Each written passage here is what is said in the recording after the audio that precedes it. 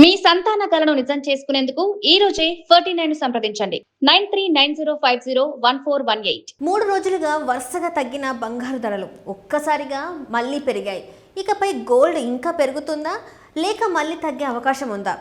July 10 నాటికి తాజా బంగారం వెండి ధరలతో పాటు ఈ మార్పులకు కారణాలేంటో ఈ వీడియోలో తెలుసుకుందాం.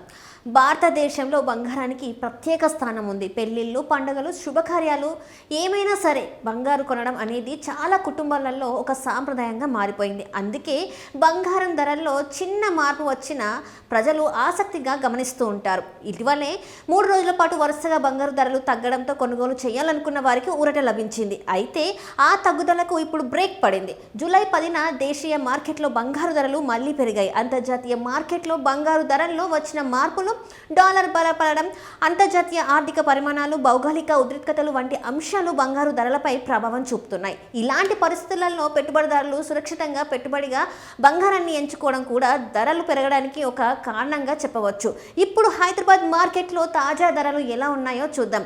22 క్యారెట్ల బంగారు ధర 10 గ్రాములకు 1,32,400కు చేరుకుంది. ఒకే రోజులో సుమారు 1,200 పెరిగింది. అలాగే 24 క్యారెట్ల బంగారు ధర 10 గ్రాములకు 1,44,440 రూపాయలుగా నమోదైంది. ఇందులో కూడా ఒక్క రోజులోనే గణనీయమైన పెరుగుదల కనిపించింది. ఇక వెండి విషయానికి వస్తే ఈసారి వెండి ధరలో పెద్దగా మార్పేం కనిపించలేదు. హైదరాబాద్ మార్కెట్లో కిలో వెండి ధర సుమారు 2,45,000 వరకు స్థిరంగా కొనసాగుతుంది.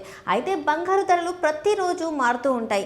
అంతర్జాతీయ మార్కెట్, రూపాయి విలువ, డిమాండ్, కేంద్రం బ్యాంకుల విధానాలు వంటి అనేక అంశాలు వీటిని ప్రభావితం చేస్తుంటాయి. అందువల్ల కొనుగోలు చేసే ముందు ప్రాంతంలోని జ్యువెలరీ షాప్లో తాజా ధరలని ఒక్కసారి తప్పనిసరిగా తెలుసుకోవడం మంచిది. మొత్తంగా చూస్తే ఇటీవల తగ్గిన బంగారు ధరలు మళ్ళీ పెరుగుదల దిశగా అడుగులు వేస్తుంది. దీంతో బంగారు కొనాలనుకునేవారు మార్కెట్ పరిస్థితులను జాగ్రత్తగా గమనిస్తూ నిర్ణయం తీసుకోవడం ఉత్తమం.